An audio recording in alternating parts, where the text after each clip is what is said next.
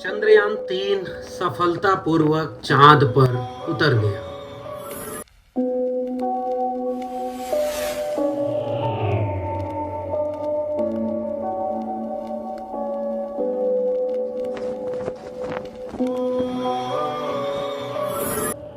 ये किसी भी देश के लिए एक बहुत बड़ा दिन है और इस वैज्ञानिक उपलब्धि के लिए इसरो के सभी वैज्ञानिकों को और पूरे देशवासियों को ढेर सारी बधाई।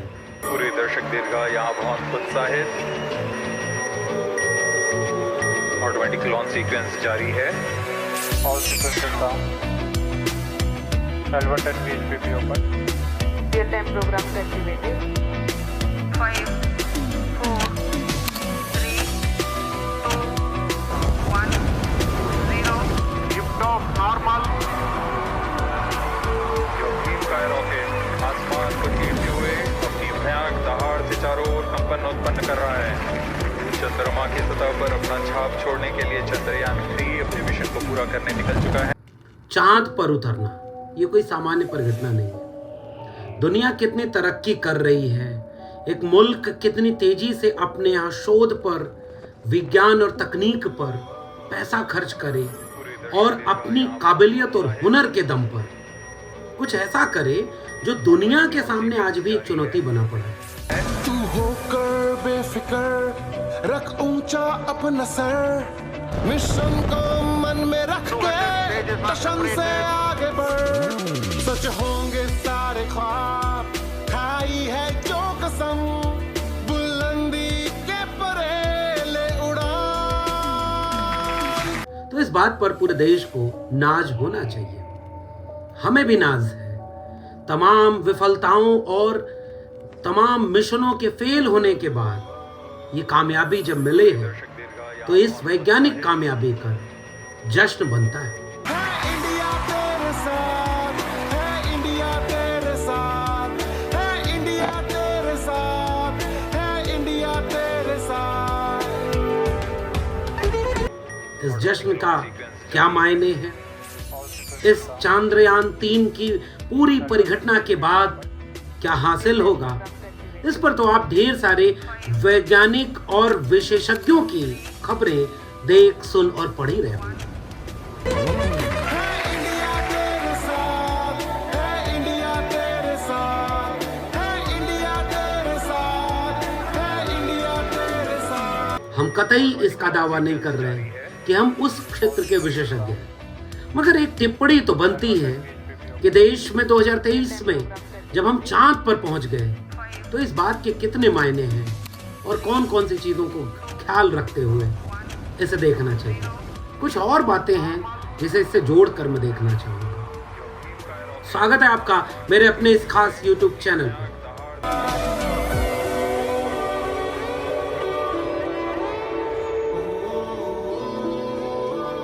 The mission of ISRO to the moon.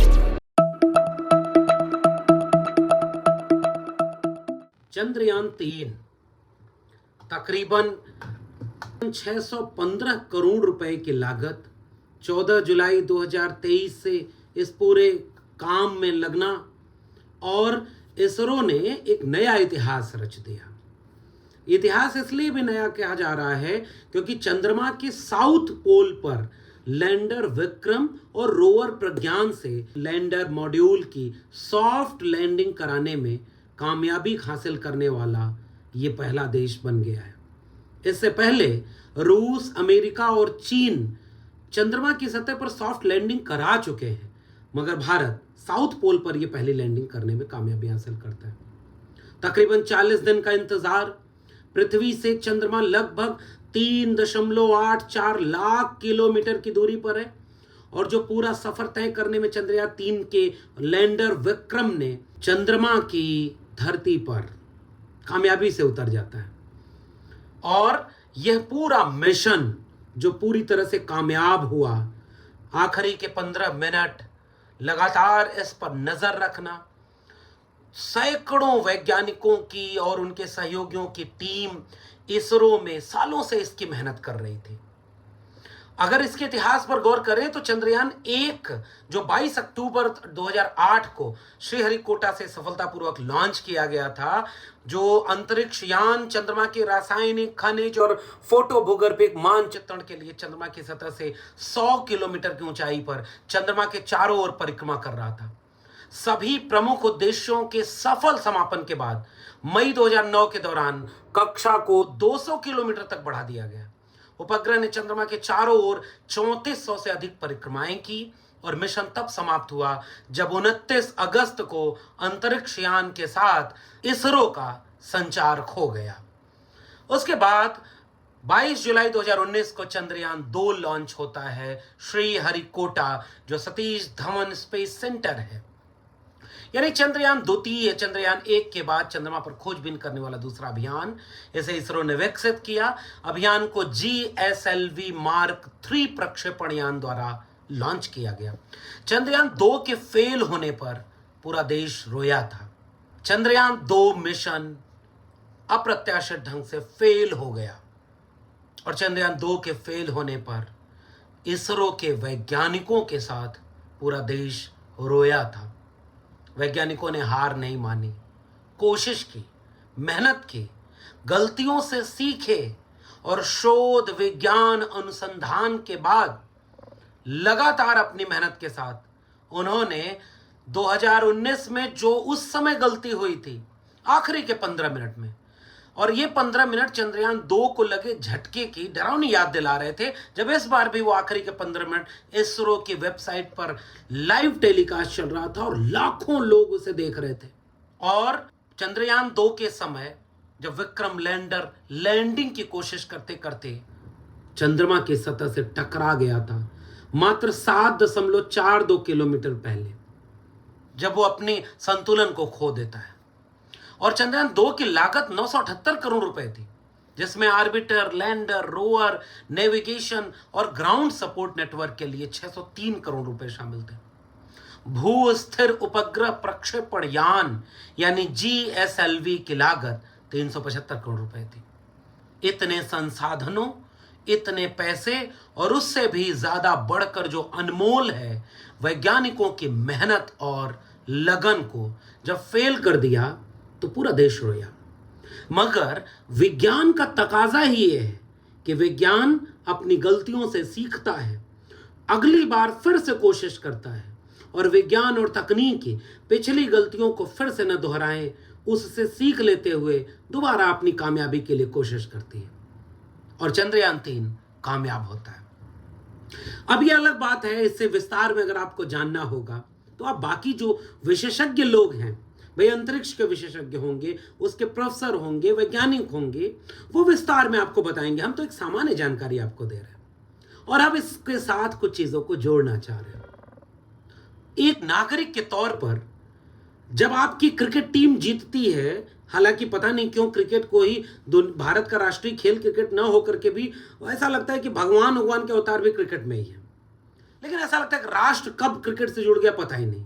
राष्ट्र जीता क्रिकेट जब जीता, और क्रिकेट में हार गया तो राष्ट्र हार गया। बहरहाल, मगर कुछ साझा खुशियां होती हैं जिसमें हम तमाम खाइयों को भूलकर इस पर नाज करते हैं कि हाँ, जिस मुल्क ने ये कामयाबी हासिल की हम उसी मुल्क के बाशिंदे हैं।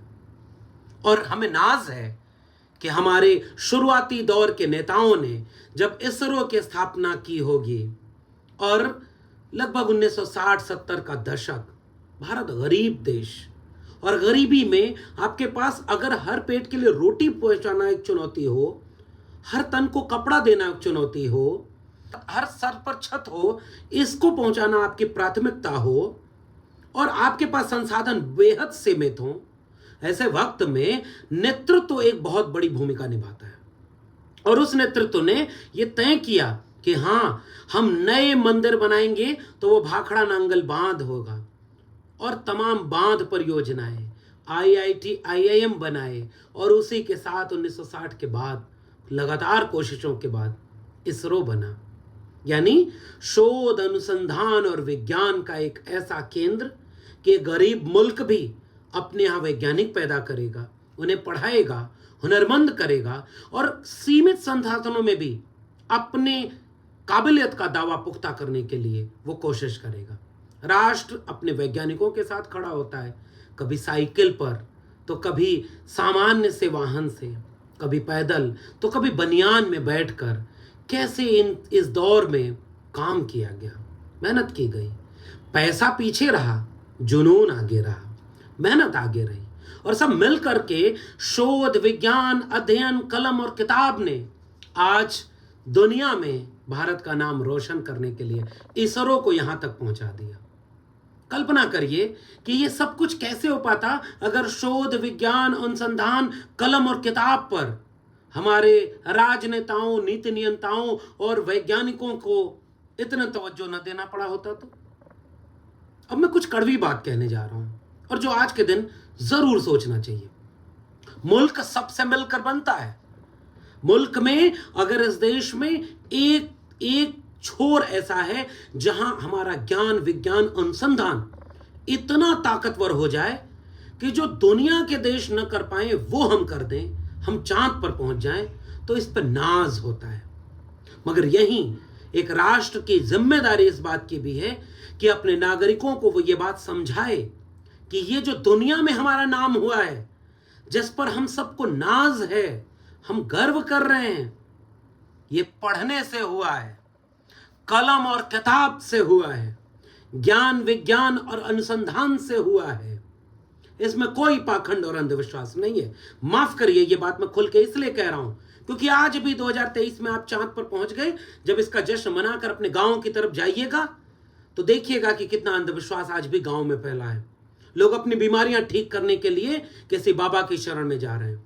लोग अपनी नौकरी मिल जाए और घर में शांति हो जाए, इसके लिए कोई पाखंडी बाबा उनको रास्ता बता रहा है। कोई कह रहा है कि बेल पत्री लगाओ, शहद लगाओ, पास हो जाओगे। कोई कह रहा है ये चटनी खाओ, कोई कह रहा है ये भविष्य बताओ, कृपा रुकिए जाओ। यह भी तो एक देश है। और एक बात और मैं कहूं, दुनिया में आपका नाम चंद्रयान 3 से होगा, हम खुश हैं। मगर इस देश की अगर बहुसंख्यक आबादी अंधविश्वास और पाखंड में जिएगी तो इस देश के सामने एक चुनौती है।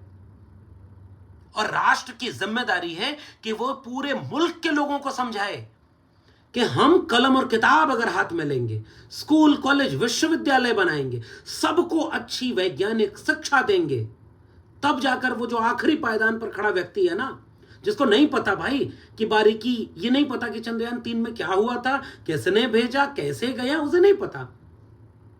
हमारे यहां तो, अब मैं इस पर टिप्पणी बिल्कुल करके इसको हल्का नहीं करना चाहता, कि चांद पर हम अब पहुंचे हैं और यहां पतरा देखने वाले जाने क्या क्या कर देते हैं।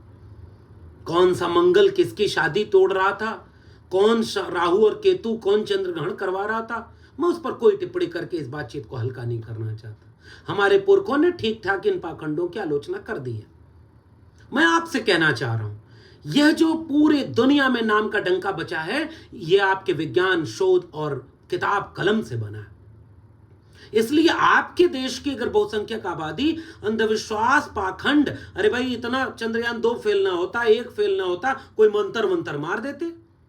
मंत्र से नहीं चला ना भाई। जो गलती हुई चंद्रयान 2 में, उसको वैज्ञानिकों ने पहले पढ़ा, समझा, देखा और फिर ये उस गलती को सुधारा कि चंद्रयान 3 की लैंडिंग में वो गलती ना हो, और उसमें कामयाब हो गए।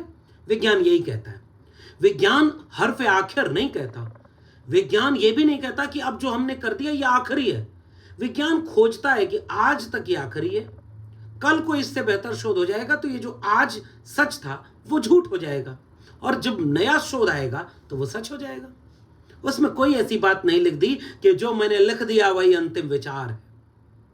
और अगर आपके देश के नागरिक अभी भी अंधविश्वास, पाखंड में हैं, कलम और किताब से दूर हैं, तो देश को मजबूत बनाने के लिए इसरो अपना काम कर रहा है, आप अपना काम करिए।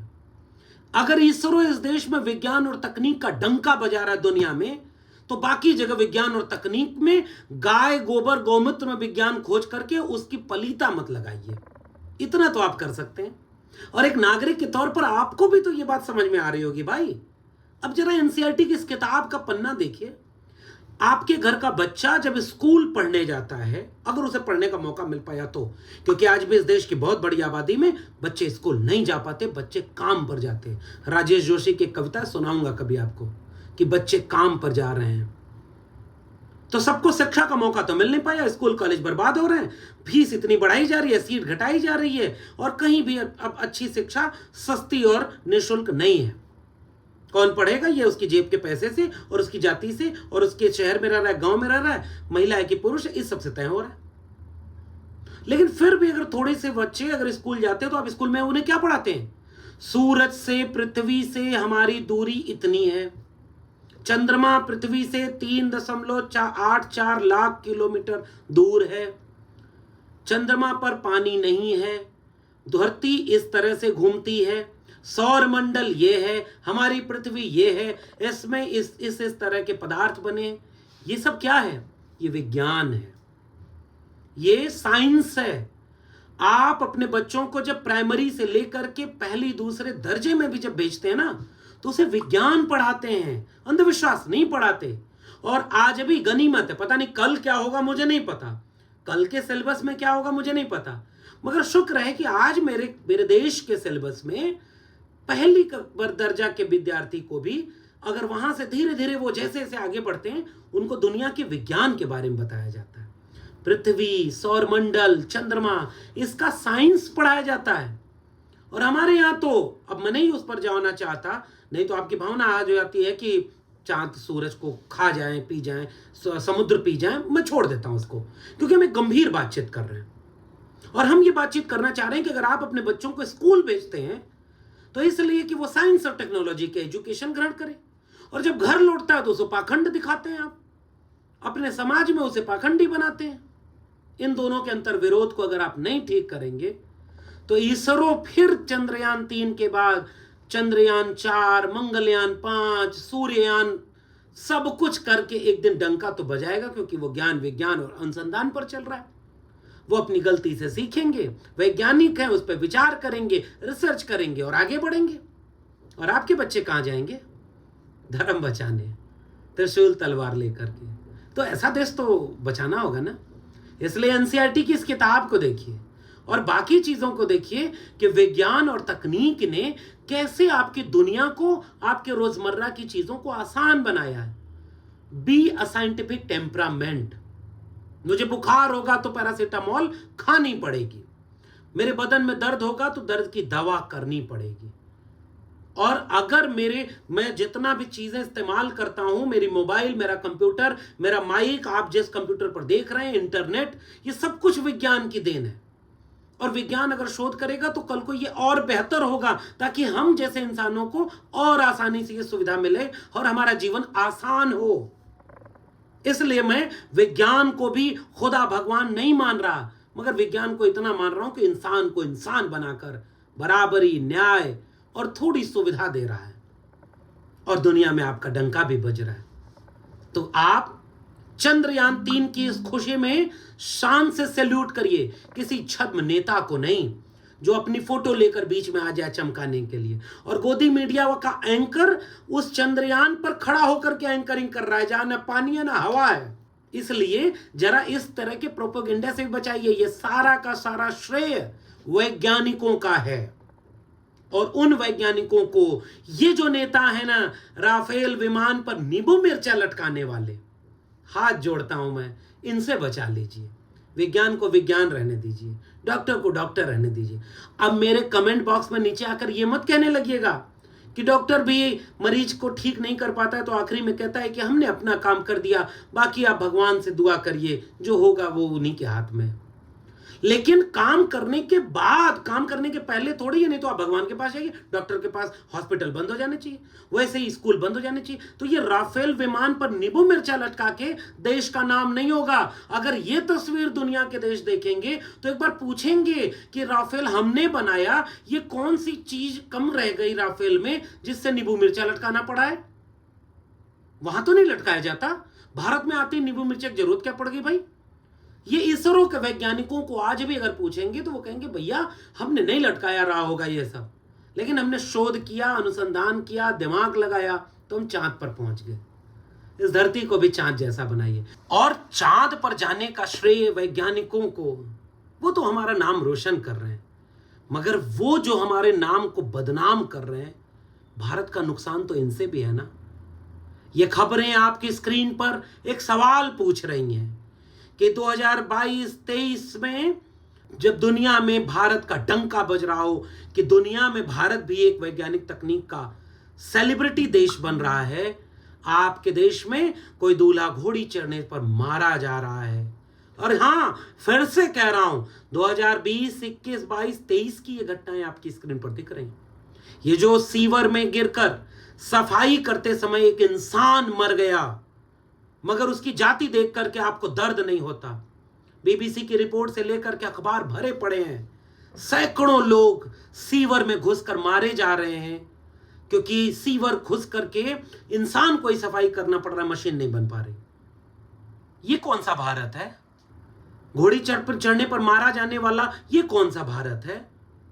मैं उम्मीद करता हूं कि चंद्रयान 3 की कामयाबी से इस देश के नागरिक भी समझेंगे कि हम एक बेहतर इंसान बनने के लिए ये सब बंद करना होगा। और नेता जो हर चीज की क्रेडिट लेने आ जा रहे हैं ना, झंडा लहराते हुए, उनको भी एक बार सोचना होगा कि अगर दुनिया में विज्ञान सबको बराबर और खूबसूरत दुनिया बनाना चाहता है तो ये इंसानों की दुनिया में हैवानों का क्या काम? इनके लिए आप खूबसूरत कानून बनाइए कि अगर सीवर में कोई एक व्यक्ति गिरकर मरा सफाई करते समय और किसी ने एक को भी घोड़ी चढ़ने से रोका, किसी ने जाति देखकर किसी को मारा, किसी ने लैंगिक अत्याचार किया, तो हम कड़ी से कड़ी कार्रवाई करेंगे, क्योंकि भारत अब एक नया भारत बन रहा है। बिना इसके ये भारत का ये वाला पन्ना तो अधूरा रहेगा। और ये गोदी मीडिया के एंकरों, ये मनु मीडिया के एंकरों और ये तमाशेबाज नेताओं से बचाइए जो हर चीज का क्रेडिट लेने आ जाते हैं। उनकी कोई क्रेडिट नहीं है। वो तो गोबर में भी ज्ञान ढूंढ रहे हैं और वैज्ञानिकों को बधाई दे रहे हैं। ये कौन सा अंतर विरोध भाई? एक ही चीज सही है ना?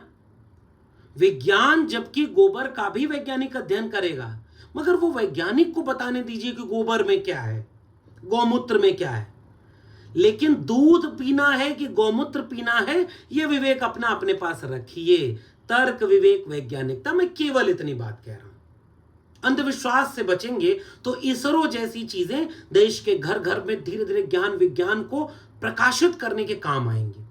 वरना वैज्ञानिक तो कामयाबी हासिल कर लेंगे, लेकिन इसी देश में जैसे चांद पर न पानी है, न बिजली है, न हवा है, वैसे ही अभी तो खोज रहे वैज्ञानिक कि वहां क्या है, मगर फिलहाल तो यही लगता है ना, इस देश में भी कुछ कोने ऐसे हैं जहां पानी नहीं पहुंचा है, हवा दूषित है, पीने का पानी दूषित है, छत पर सर पे छत नहीं है, बिजली नहीं पहुंची है।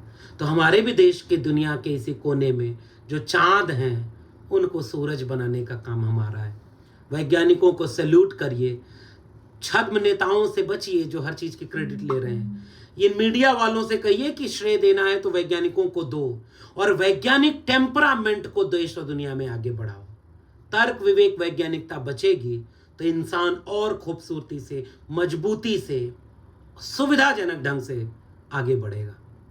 आपको ये बातचीत कैसी लगी नीचे कमेंट बॉक्स में बताइएगा। फिर मिलेंगे किसी और बातचीत के साथ। तब तक के लिए बहुत बहुत धन्यवाद।